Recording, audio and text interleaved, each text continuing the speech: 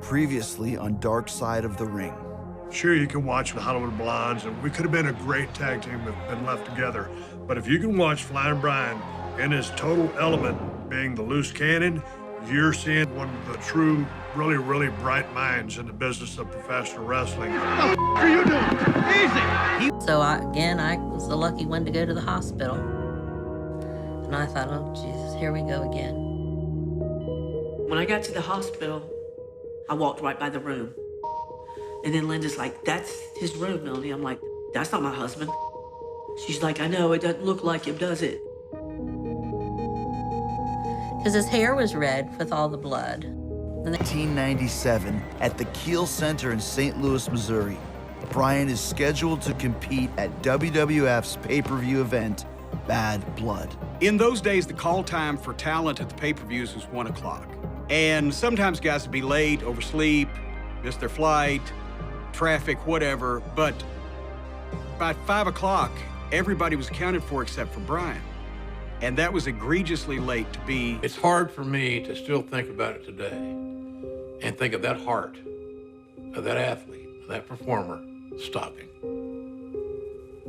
Just doesn't seem believable. It almost didn't register with me because I'm like, Brian ain't dead, because he couldn't die. If you knew Brian, this force field of energy that he was, I thought could never be stopped. I honestly thought that. State police showed up on the door and said that he had to tell me that my husband was found deceased.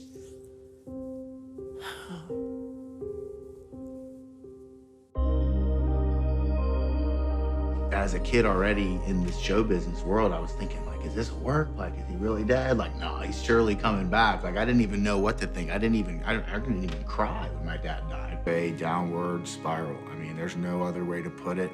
It got worse and worse and worse and worse. Depressed a lot, sleeping a lot, drinking too much. Brian found me passed out one time, and I almost died of alcohol poisoning. I was like 12 and found me on the floor with a bottle of vodka above my head. No kid should have to see something like that. It's craziness.